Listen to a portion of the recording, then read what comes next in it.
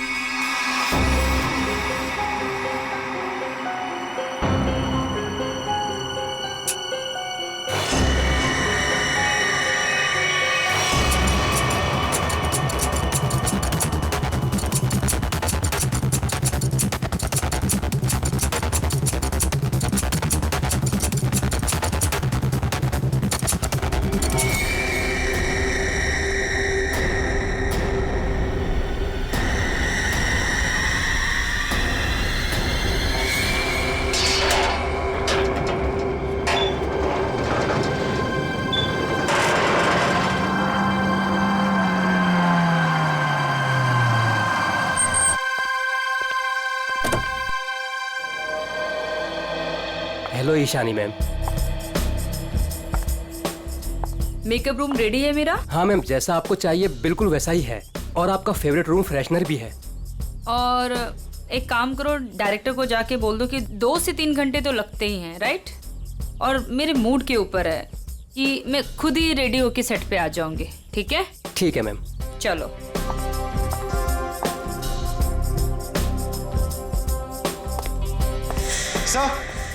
Sir, Ishani madam आ गए हैं। आ गई? बीबू जी, देख महारानी के तैयार होते ही आज का पूरा शॉट उसको अच्छे से समझा देना। जी सर। ठीक है, मैं उसके नखरे नहीं झेल सकता। Yes sir. सर, अगर उसने मुझे थप्पड़ मार दिया तो खा लेना एक थप्पड़। स्पॉट, सुन, ईशानी मैम का जूस और लो कैलोरी दही जल्दी से लाना, नहीं तो वो शूट कैंसिल कर देगी। सुनो, क्या मतलब है ये सबका? तुम लोग इधर उधर भाग रहे हो जैसे कि पता नहीं कोई शेरनी आ गई है। जाओ जल्दी से जाकर ईशानी को रेडी करवाओ। अभी मैं डायरेक्शन टीम को बोल के आती हूँ।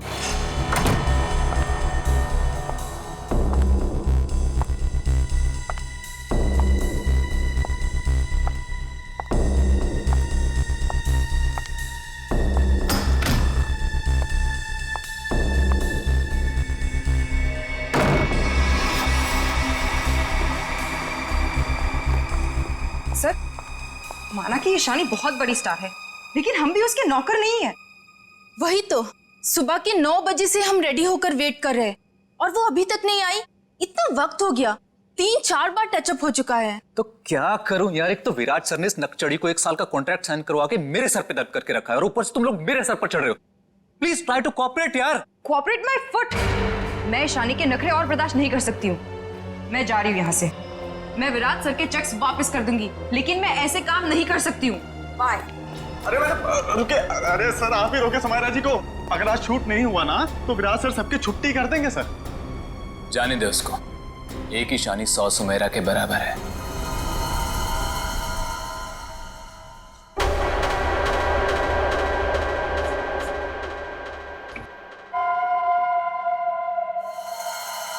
बीबू, बहुत देर होगी, देखना कहां पर है, बुला उसको।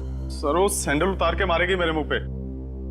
लिख के ले लो, वो वापस नहीं आने वाली है। ईशानी के नखरे ही एक दिन उसे ले डूबेंगे। अरे तू जा, उसको बुला के ले, जा जा। अरे जाना। जा रहा हूं सर।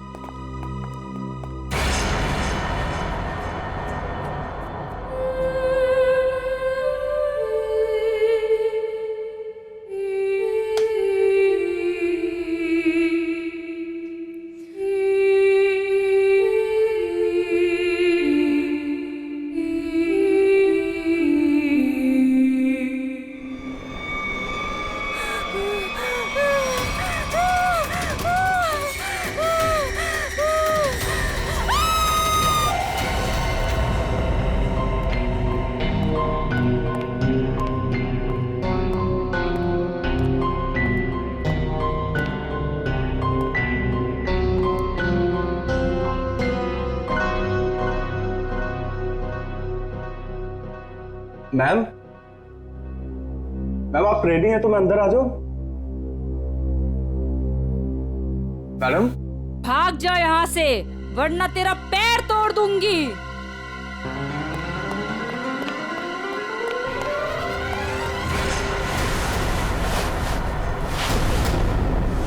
नहीं, उसने कहा भाग जा तो भागकर मेरे पास आ गया, अंदर जाने की हिम्मत नहीं की। उनके बिना बोले मैं अंदर कैसे जाता? आप नहीं जानते सर, गला दबा देती वो मेरा। 3 घंटे से वो तैयार हो रही है, यहाँ शूटिंग का टाइम निकला जा रहा है, तुझे अपने गले की पड़ी है। मैं देखता हूँ, चलकर चलो।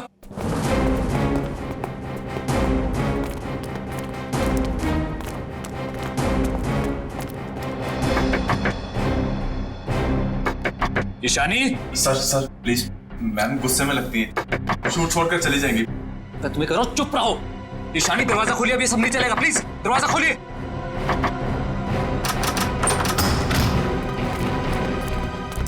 अरे मैम ये हेड क्यों पहनी आपने? ये तो ब्रीफिंग में है ही नहीं। मैम ऐसे बैठे क्यों हैं? क्या अकड़ है इस औरत के अंदर। ईशानी जवाब दो, हमारी तरफ देखो। ईशानी, ईशानी।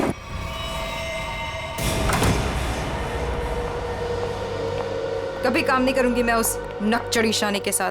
मैं भी किसी से कम नहीं हूँ। अरे इतना टेंशन क्यों ले रही हो तुम देखना, मैं तुम्हें इससे बड़ा काम दिलाऊंगा। मैं अभी मम्मी को फोन करके बता देती हूँ कि आज मैं लेट आऊंगी। ठीक है, तुम मम्मी को फोन कर लो, हम तुम्हारा अंदर इंतजार करते हैं। ठीक है, मैं अभी आती हूँ। ठीक है।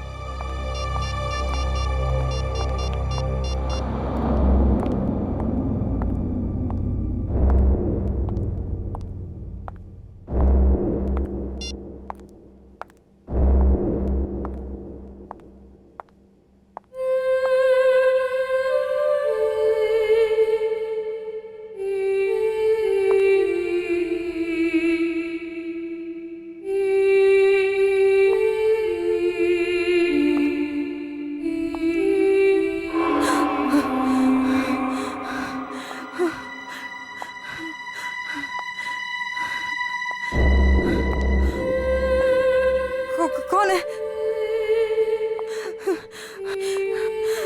सामने आओ। ये हैट, ये यहाँ कैसे?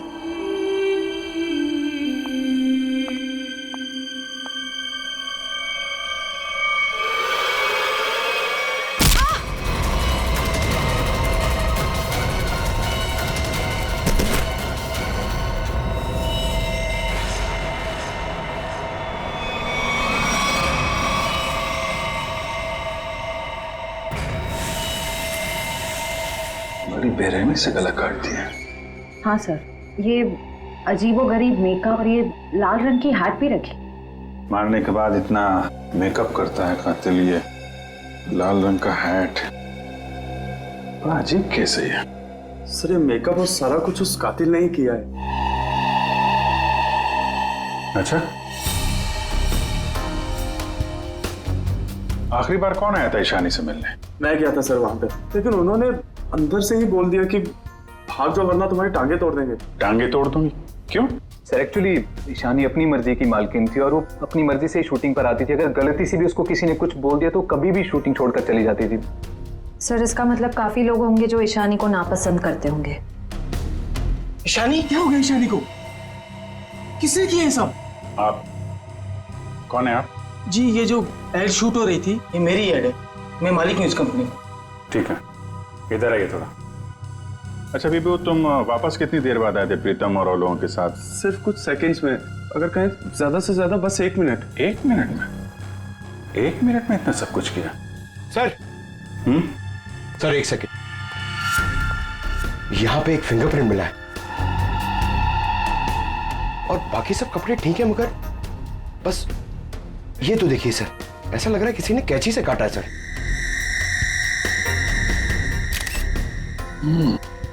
और सर यहाँ पे खून मिला है सर। कातिल पहले से ही कमरे में मौजूद था। सर हो सकता है बिहू ने जो आवाज सुनी वो ईशानी की हो ही ना। हो सकता है। क्या ईशानी से मिलने कोई आया था क्या? नहीं सर, और किसी को आते जाते नहीं देखा। सर कहीं ऐसा तो नहीं कि खूनी ईशानी के कमरे में पहले से ही छुपा हुआ था? एक्चुअली यही हुआ है। आदमी पहले से छुपा हुआ था, फिर वो खून करता है बेरहमी से, फिर इतना सारा मेकअप लगाता है, चेयर पे बैठाता है और लाल रंग की हैट पहनाता है। सब करने में टाइम तो गया ही होगा।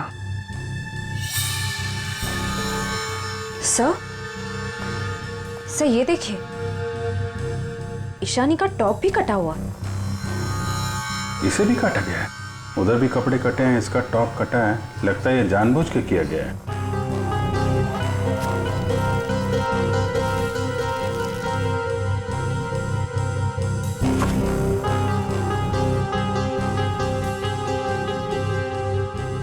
सर ये कॉटन सॉक्स लगता है मेकअप करने में इस्तेमाल किया गया है। वंश, ये सारी चीजें और बॉडी को फोरेंसिक लैब भेजो। तब तक हम लोग जरा बाहर देखते हैं। सर बहुत ही अजीब बात है, किसी ने भी खूनी को आते जाते देखा ही नहीं। आने जाने की तैयारी पहले से कर रखी थी खूनी ने, नाकाम किया और निकल भागा। पर सर ऐसी कैसी तैयारी की होगी कि यूनिट के किसी भी मेंबर ने उसे नहीं देखा? इतना हंगामा हो गया यहाँ पे और ये बैठा सो रहा है। जी साहब। यहाँ से किसी को आते जाते देखा तुमने? साहब मैं तो अभी 5 मिनट पहले ही आया हूँ। 5 मिनट पहले? ये शूटिंग का टेम्पो है ना? हाँ साहब, ये शूटिंग का ही टेम्पो है। तो ये टेम्पो अभी बाहर कब गया था? साहब यही कोई 1:30-2 बजे के आसपास। 1:30-2 बजे? सर उसी दौरान तो ईशानी का खून हुआ था।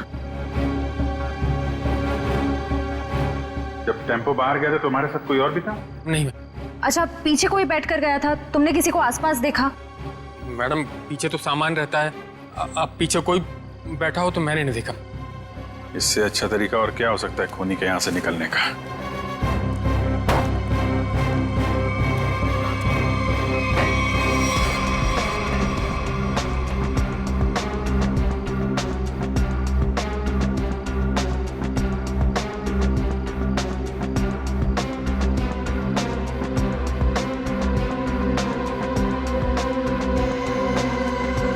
पीओपी का टुकड़ा? ये यहाँ क्या कर रहा है? शूटिंग में तो कहीं भी धूल मिट्टी थी नहीं। ये मिट्टी का टुकड़ा कहाँ से आया? साहब इसमें तो प्रॉपर्टी का सामान रहता है। प्रॉपर्टी के सामान और उसमें पीओपी का टुकड़ा, मतलब कोई और था यहाँ पे।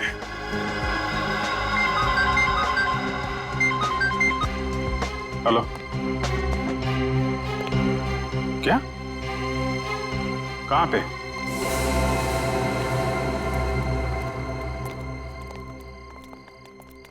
आपने फोन किया था? जी सर, मैं मानिक हूँ, इस दुकान का मालिक। ये मेरे वॉचमैन ने फोन किया था आपको। ये देखिए ना सर, यहाँ लाश है।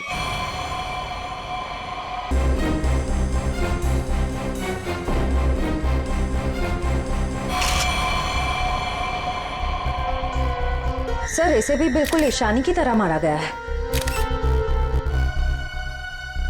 सर ये देखिए, इसका टॉप भी वैसे ही काटा गया है।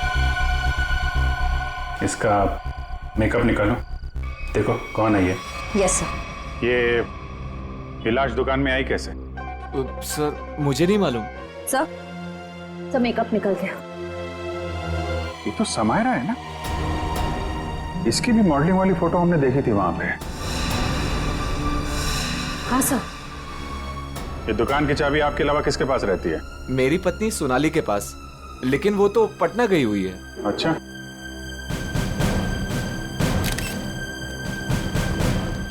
तुम्हारी ड्यूटी में एक आदमी यहाँ पे खून करता है, उसकी लाश को यहाँ दुकान में रख दिया। क्या कर रहे थे तुम? कुछ देखा नहीं तुमने? देखा ना साहब, पर वो खूनी है ये कैसे पता चलता? हाँ? कैसा था वो? था नहीं साहब, थी। वो एक औरत थी, उसे मैंने जाते हुए पीछे से देखा था। उसने लाल रंग का कोट पहन रखा था, उसके बाल लंबे थे और उसने सर पे एक लाल टोपी पहन रखी थी। और हाँ साहब, उसने डस्टबिन में कुछ डाला था। मतलब सर खूनी एक औरत है? कहाँ है वो डस्टबिन जिसमें उसने कुछ डाला था? वो वहां।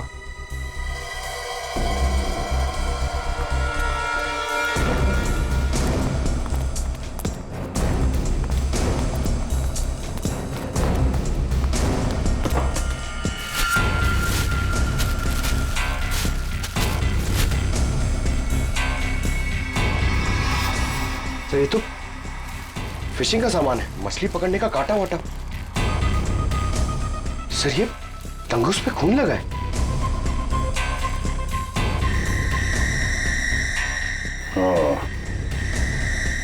लगता है इसी का इस्तेमाल किया गया है खून करने में। भरे दिन के उजाले में शूटिंग पर कोई मेकअप रूम में घुसता है और ईशानी को मार डालता है, और तुम में से किसी ने कुछ भी नहीं देखा और ना कुछ सुना है? ये कैसे हो सकता है? सर एक्चुअली ईशानी की परमिशन के बिना उसके कमरे में कोई नहीं जाता था। इनफैक्ट उसने बीबू को भी दरवाजे के बाहर से ही भगा दिया, और उसके बाद जैसे ही हम लोग गए तो देखा वो मरी हुई थी। चलो सर ये कास्टिंग डायरेक्टर है कीकू। लेकिन सर मुझे यहाँ क्यों लाया गया है? मैंने समायरा और ईशानी का गला थोड़ी काटा है। चुप! तुम ही वो कास्टिंग डायरेक्टर हो ना, जो ईशानी और समायरा को जानते हो उनके मॉडलिंग की शुरुआत के दिनों से? जी सर। और विराज की शूटिंग पर तुमने ही भेजा था ना उन दोनों? हाँ सर। मतलब तुम अच्छी तरह से जानते थे कि वो कब और कहाँ मिलेंगे? देखिए सर, गलती हो गई, अब मैं किसी को कहीं नहीं भेजूंगा। दरअसल 5 साल पहले ही मैंने वो काम छोड़ दिया था। 5 साल पहले काम छोड़ चुके थे? कुछ लड़कियों ने मेरे खिलाफ केस कर दिया था, उस वजह से मेरा ऑफिस भी बंद हो गया। तो फिर कल तुमने ईशानी और समायरा को विराज के शूट पे कैसे भेजा? दरअसल दोस्ती दोस्ती में विराज के शूट पर उनको भेज दिया था सर, लेकिन इन सब से मेरा कोई लेना देना नहीं है सर। फिलहाल तो हम मान लेते कि तुम्हें कुछ नहीं मालूम, तुमने कुछ नहीं किया। लेकिन एक बात याद रखो, अगर जरूरत पड़ी तो तुम लोगों को हम फिर से बुला लेंगे। जा सकते हो तुम।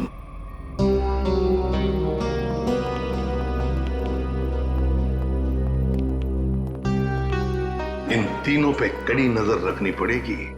देखो वो कहां जाते हैं, किस किस से मिलते हैं, क्या क्या करते हैं। सर लेकिन खूनी तो एक लड़की है ना? हाँ खूनी तो लड़की है, लेकिन खून करने में किसी लड़के का भी तो इस्तेमाल हो सकता है। समायरा और ईशानी दोनों मॉडल्स थी, मॉडल। लाल टोपी, मारने के बाद सफेद रंग का अजीब मेकअप,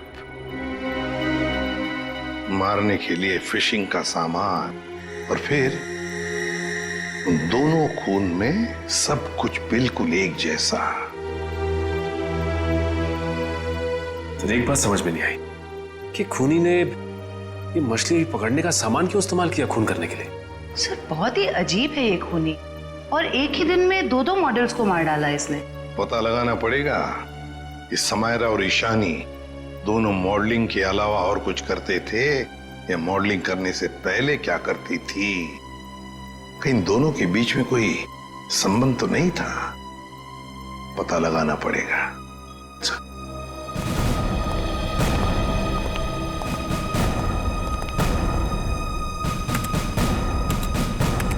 तो 2009 में समायरा और ईशानी ब्यूटी रिबन नाम की मॉडलिंग एजेंसी में काम करते थे, जिसका मालिक ये कीकू था। Kiku, casting director Kiku.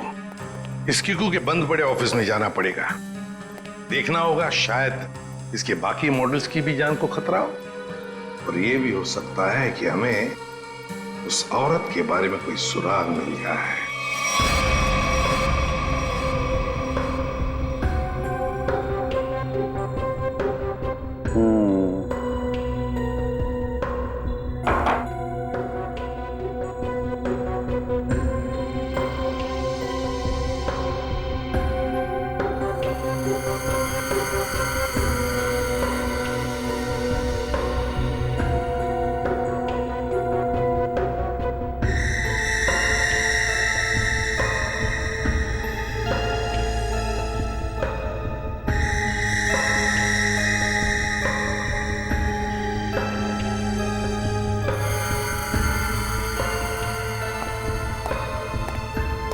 Sir हमारा शक बिल्कुल सही निकला। खून करने के लिए इस्तेमाल किया गया ये हथियार एक खास तरह का फिशिंग किट ही है। सर आप सुन रहे हैं मैं क्या कह रही हूँ? हाँ सुना तारिका, लेकिन मैं फिलहाल किसी और काम में हूँ। क्या? खूनी का कद नापने में। अरे वाह साळुंखे, खूनी के कद का पता लगा लिया तूने? हाँ बस 1 मिनट से नहीं, ये दोनों के गर्दन का ये घाव देखो बस। ये घाव का निशान ऊपर की तरफ बना हुआ है, ना तो सीधा है ना नीचे की तरफ। मतलब खूनी ने तार से इन्हें ऊपर की तरफ खींचा। इसका मतलब साफ है, खूनी की ऊंचाई इन दोनों से ज्यादा थी। मतलब सर वो खूनी औरत इन दोनों से लंबी है? बिल्कुल पंकज, और लगभग 5 फीट 7 इंच थी। ये मेरी ट्रिग्नोमेट्रिक कैलकुलेशन मुझे बताती है, इंक्लूडिंग वो जो सैंडल उसने पहने हुए थे उनके। एक बार हाथ में आ जाए ना तो ऊंचाई भी नाप लेंगे। 5 फुट 7 इंच की लड़की जिसके लंबे और सीधे बाल हैं। और सर, या तो उसे फिशिंग करने का, मछली पकड़ने का शौक था, या तो फिर किसी खास मकसद से उसने ये सामान, ये फिशिंग किट का इस्तेमाल किया होगा। सांख्य, लगता है इस मछली पकड़ने के तंगूर से, इस तार से इन दोनों के गले को काटा है। बिल्कुल बॉस। डॉक्टर साहब, जो प्लास्टर ऑफ पेरिस जैसी मिट्टी मिली थी हमें, उससे कुछ पता चला क्या? हाँ पता चला सचिन। बॉस, वो सामान मूर्ति बनाने के काम में आता है। मूर्ति बनाने का? बॉस, टेस्ट चल रहे हैं, बाकी का भी पता चल जाएगा। तो कब बताएगा सांख्य? बताऊंगा थोड़ी देर में, लेकिन एक खास बात और बताना चाहता हूँ। वो क्या है? बॉस, ये देखो, ये है वो तार जिससे खूनी ने इनका गला काटा। खूनी जब इनका गला काटने की कोशिश कर रहा था, इन लोगों ने अपने बचाव में हाथापाई की होगी। उसी झड़प के दौरान खूनी का पलक का एक बाल मुझे इस तार पर से मिला है। मतलब तू अब इस बाल का डीएनए टेस्ट करेगा, है ना? करना ही पड़ेगा। एक खूनी लड़की जिसका कद 5 फुट 7 इंच है, जिसके सीधे और लंबे बाल है, जिसे मछली पकड़ने का शौक है और शायद मूर्तियां बनाने का भी। बस इतना भी काफी है हमारे लिए, इस लड़की को ढूंढने के लिए। मछली पकड़ने का खास सामान लेके चलती है तो समंदर के किसी किनारे में कुछ तो पता चलेगा ही उसके बारे में। पर सर, हमें सिर्फ उसकी ऊंचाई, उसके काले सीधे बाल और उस टोपी के बारे में पता है। सिर्फ इतनी इंफॉर्मेशन के बलबूते पर उस तक पहुंचना थोड़ा मुश्किल लगता है सर। कोशिश तो करनी पड़ेगी श्रेया, अपने आप तो चल के आएगी नहीं हमारे पास, है? हाँ वंश, इन्हें बता दिया ना हमें किस लड़की की तलाश है? जी सर। हाँ, तो क्या जानते हैं उस लड़की के बारे में आप? साहब, आप लोग ऐसी औरत के बारे में जानना चाहते हैं ना, जो मछली पकड़ने के लिए बोट का इस्तेमाल करती है? बिल्कुल। ऐसी तो बहुत औरतें आती है हमारे यहाँ पर। देखिए, जिस लड़की की हमें तलाश है वो लंबी लड़की है, 5 फुट 7 इंच की होगी, लंबे बाल हैं, सीधे बाल हैं। और उसकी उम्र तकरीबन 25 से 30 साल के बीच में। लंबे बाल, 25 से 30 साल की उम्र, ऐसी 2-3 लड़की आती है हमारे यहाँ पर। हमें उनके नाम और पते चाहिए। आप जब वोट देते हैं तो नाम पते तो लिखते होंगे ना? जी साहब।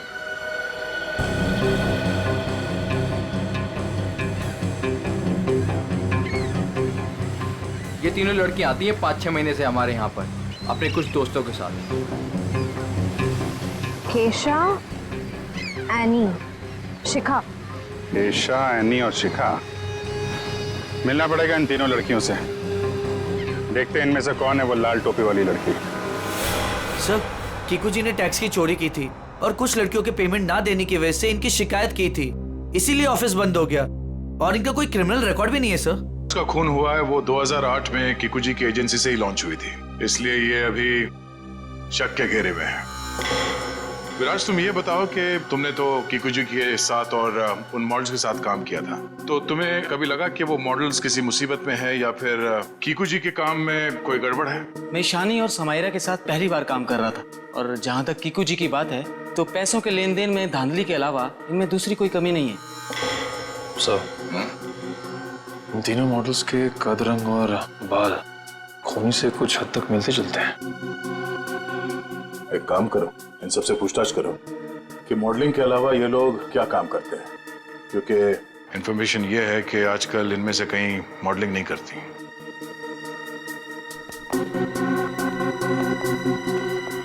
नहीं, 2012 में आप मॉडलिंग छूट चुकी थी। हाँ।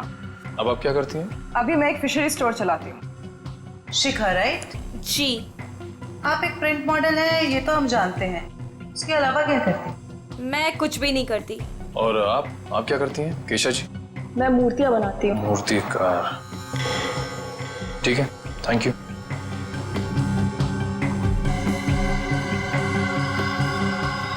तो बिल्कुल खूनी की प्रोफाइल जैसा है। कंपनी का नाम रेड इंक। मेरा शक सही है, इस एजेंसी के मॉडल्स का ही कुछ राज है। सर,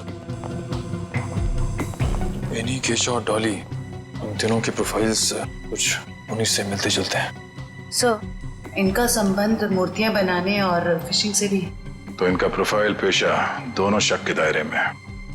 एक काम करो, इन तीनों को ब्यूरो लेके चलो। सर, खूनी की लड़की ने जिस तरह के कपड़े पहने थे उस तरह के कपड़े आ गए सर। Very good. पंकज, इन तीनों के नंबर्स हैं ना हमारे पास? Yes sir. सेलफोन नंबर्स जरा ट्रेस करो, देखो जब उन दोनों लड़कियों के खून हुए तब ये तीनों कहां थी। Yes sir. जयंती सर, ले जाओ। जी, आप तीनों मेरे साथ आइए। कहाँ? अभी बताती हूँ, आओ।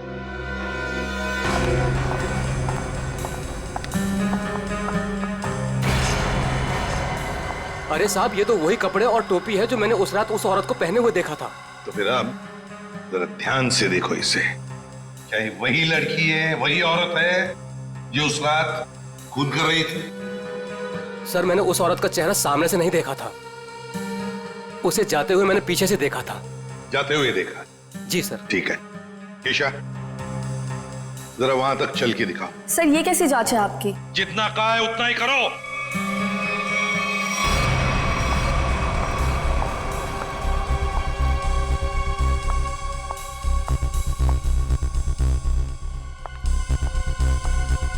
नहीं साहब। नहीं? ठीक है। आप आइए मेरे साथ।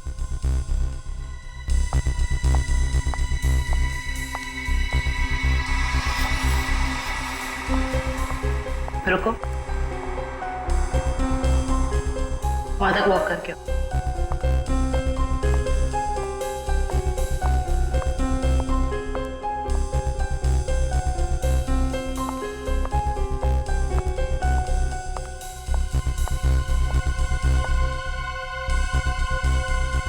ये भी नहीं है सर। आइए।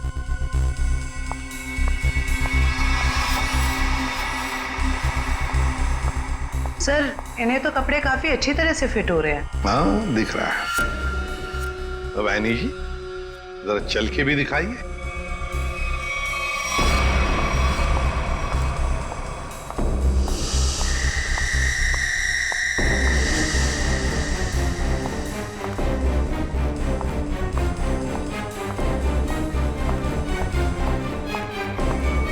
यही है सर, बिल्कुल यही है सर।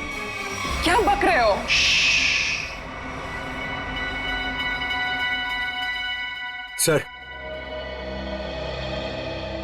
सर, जिस वक्त समायरा का खून हुआ था, आनी का फोन उसी एरिया में था। सुना है नहीं? उसी इलाके में था तुम्हारा फोन जिस वक्त ईशानी और समायरा का खून हुआ था। तुम जा सकते हो। और मैं? आपको तो रुकना ही पड़ेगा। सर, मैं क्यों नहीं जा सकती? वो इसलिए कि खूनी की चाल और तुम्हारी चाल बिल्कुल वही है। और तो और सबसे बड़ी बात कि तुम्हारा फोन उसी इलाके में मिला जहां पर इन दोनों लड़कियों का खून हुआ। सर, इन सब का क्या मतलब है? I mean, दो लोग एक जैसे दिख सकते हैं ना? और फिर वॉचमैन ने ऐसा तो नहीं कहा कि मेरा चेहरा खूनी के चेहरे से मिलता है। लेकिन जिस वक्त खून हुआ उस वक्त तुम्हारे मोबाइल की लोकेशन भी वही की बता रही है, और ये सब कुछ इत्तेफाक तो नहीं हो सकता। सर, उस वक्त सैकड़ों लोग उस एरिया में थे, तो क्या सब खूनी है? बस बस, बहुत बोल दिया।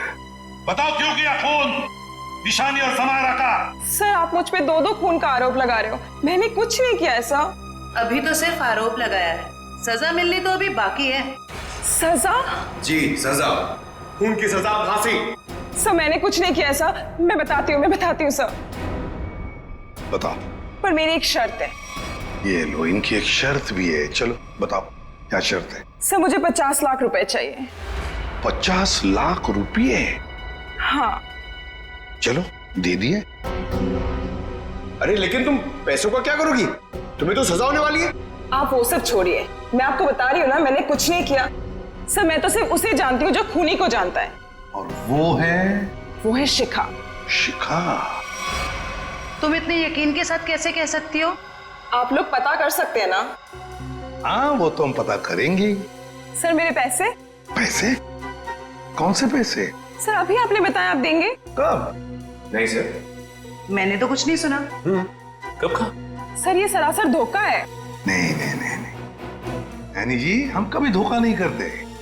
हाँ, धोखा जरूर करते हैं जब कोई कानून के साथ खिलवाड़ करता है, तब कभी कभी सीआईडी वाले धोखा देते हैं। ले जाओ इसे। सीआईडी फिर से? अब क्या कर दिया मैंने? आपने क्या किया है क्या नहीं ये तो हम पता लगा लेंगे, लेकिन आप एक नंबर के झूठे हैं ये पता चल चुका है। क्या मतलब है आपका? आपने कहा आप समायरा को नहीं जानते? 2009 में समायरा ने आपकी कंपनी रेडिंग के लिए मॉडलिंग की थी, सच है? रेडिंग? इसे कैसे ढूंढ लिया आपने? हमें पता चल चुका है। 2009 के रेडिंग के फोटोशूट कैंपेन में ईशानी और समायरा दोनों ने मॉडलिंग की थी, है ना? मैम ये कंपनी मेरे नाम पे तो थी, लेकिन मैं इस कंपनी का मामूली सा छोटा सा पार्टनर था। आप इस कंपनी के असली मालिक से क्यों नहीं पूछते?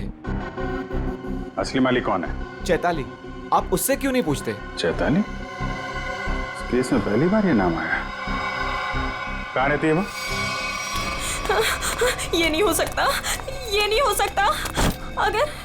अगर सीआईडी को सच का पता चल गया तो बहुत बुरा हाल होगा मेरा।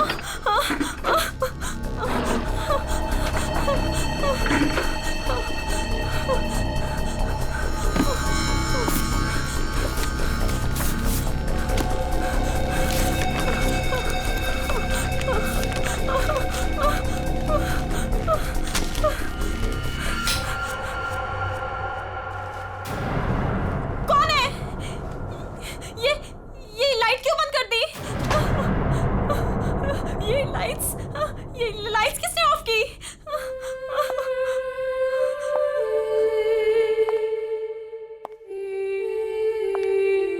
कौन है वहां? कौन है वहां?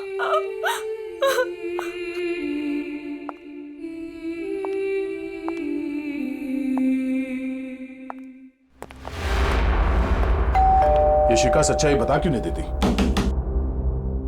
सर पहले कुछ सच बता देती तो किसी की जान ही बच सकती थी।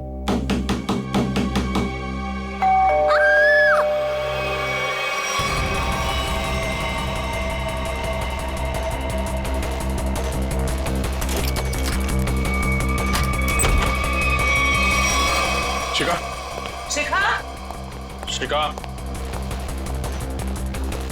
बचाओ!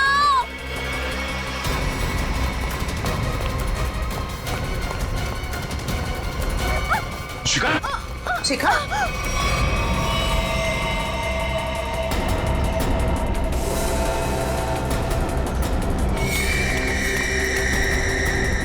नस कटी नहीं है। इशिता जल्दी एम्बुलेंस को बुलाओ, जल्दी। भाग गई। कोई बात नहीं, बच के जाएगी कहाँ? सर को जलाने की कोशिश भी की गई है।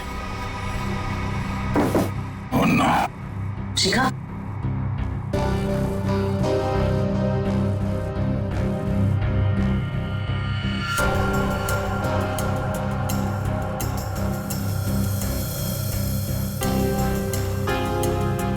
इतना लंबा बाल ये शिखा का तो नहीं हो सकता। ओह, तो भागते भागते बाल छोड़ गई। देखते हैं कहां तक भागती है ये। आइए सर।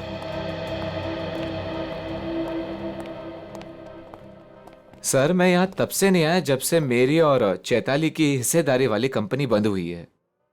पता नहीं है वो कहाँ है। घर की अच्छी तरह से तलाशी लो, देखो क्या मिलता है।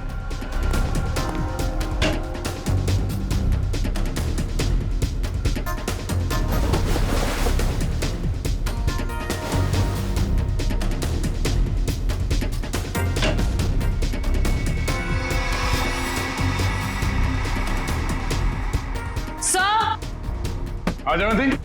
सर ये देखिए।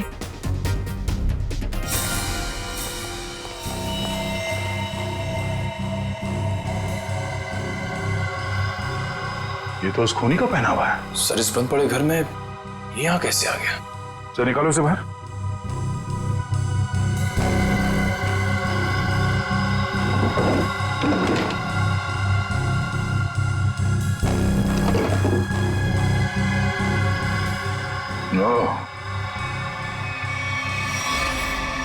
ये चक्कर है। सारंगे, शिखा के घर की खिड़की से हमें एक बाल मिला, जरा मैच करके देख पलक के बाल से। ये रहा वो बाल सर, उस खूनी लड़की का बाल। बॉस, ये बाल हमारे किसी काम का नहीं है, बेकार सबूत है। क्या मतलब? मतलब ये बॉस के खूनी के पलक का डीएनए रिपोर्ट आ चुका है। तो खूनी कोई लड़की नहीं है, खूनी एक आदमी है। एक आदमी है जिसकी उम्र 40 से 45 साल। ये टोपी, लंबे बाल, सैंडल, ये सब धोखा है। तो मतलब खूनी कोई लड़की नहीं, बल्कि लड़की की भेष में आदमी है। ऐसा क्यों किया उसने? लड़की के भेष में क्यों? खून करने के और भी आसान तरीके थे उसके पास। लगता है ये खूनी कोई सरफिरा है। खूनी कोई सरफिरा नहीं, शैतान दिमाग का आदमी है ये, शैतान दिमाग का। सोच समझ के सब कुछ कर रहा है ये। एक काम करते हैं, जितने भी लोगों पर शक है ना, सबको यहां बुला लो, सबका डीएनए टेस्ट करते हैं। आप बताते क्यों नहीं कि हम सब लोगों को यहाँ पर क्यों लेकर आए हैं? ऐसी जगह लाए कि हमारा कोई टेस्ट होने वाला है। और आप लोगों को हम सब पे शक है कि हमने खून किया है। लगता है हम सब बिना जुर्म के सजा भुगतने वाले हैं। बस बहुत हो गया। खूनी को ढूंढने का हमारे पास यही एक रास्ता है। और वैसे खूनी का बहुत ही खास सुराग मिला है हमें। डॉक्टर साहब बिल्कुल ठीक है। दरअसल क्या है, खूनी चाहे कितना भी होशियार हो, कितना भी चालबाज हो, कोई ना कोई क्लू हम लोगों के लिए छोड़ जाता है। और इस बार भी खूनी एक क्लू छोड़ गया है, और वो क्लू है पलक का एक बाल। देखिए, मैं ऑडिशंस लेता हूँ, लड़कियां सजती हैं, संवरती हैं, अपनी पलकों को भी सजाती हैं, तो इन सब से हमारा क्या लेना देना? तुम्हें बड़ा यकीन है कि खूनी एक लड़की ही है? सबको मालूम है कि लंबे बालों वाली लड़की सबको मारती फिर रही, और आप। लेकिन हमें जांच तो पूरी करनी पड़ेगी ना। सर हमें करना क्या पड़ेगा सर? ज्यादा कुछ नहीं, आप में से हर किसी को अपने पलक का एक बाल देना होगा, और जिसका डीएनए हम उस खूनी के डीएनए से मैच करके देखेंगे। और वैसे भी जब आप लोगों ने कुछ किया ही नहीं है तो डरने की तो कोई बात ही नहीं है। जयवंती, देखिए आ जाओ। चलो जाओ।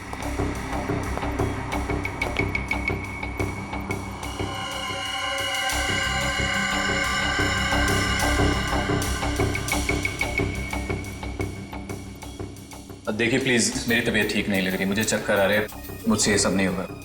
अच्छा, तुम्हारी तबीयत भी अभी खराब होनी थी? सर आप इस जांच को बाद में भी कर सकते हैं। चलो प्रीतम, मैं तुम्हें हॉस्पिटल ले चलता हूँ, चलो। और चैताली किसी हॉस्पिटल में है क्या? निखिल,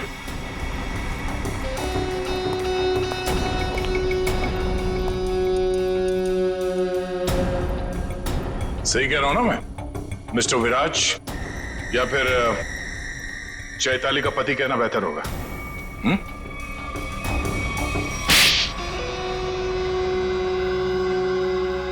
चैताली कहाँ है बताओ?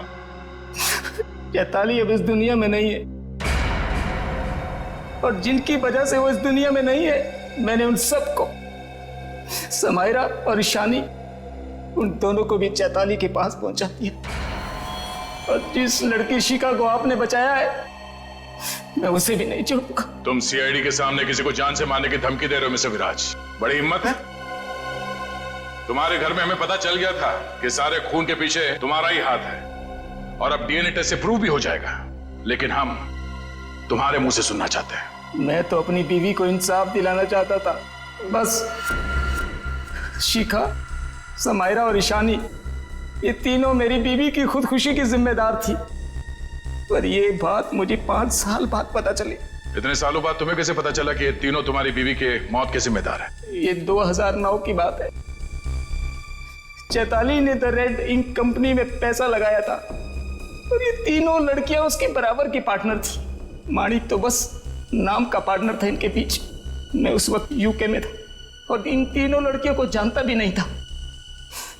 लेकिन जब इनकी कंपनी नुकसान में चली गई, तो इन तीनों ने मेरी बीवी को कर्जे और बकायेदारों से लड़ने के लिए अकेला छोड़ दिया और उसे मरने पर मजबूर किया। और जब तक मैं उसके पास पहुंचता उसने फांसी लगाकर खुदकुशी कर ली। मैंने एक औरत का वेश बनाया और अपना बदला लेना शुरू किया ताकि आप लोग ये सोचते रह जाएं कि खूनी एक औरत थी। शिखा के घर जो जलाया था वो एक सबूत था, उसको मुझ पे शक हो गया था। माना कि उन तीनों की वजह से तुम्हारी बीवी अब इस दुनिया में नहीं रही। तुम कानून की मदद ले सकते थे, लेकिन तुमने ऐसा नहीं किया। अपनी बीवी की मौत का बदला लेने के लिए तुम खून करने लगे। अब तुम्हें फांसी से कोई नहीं बचा सकता।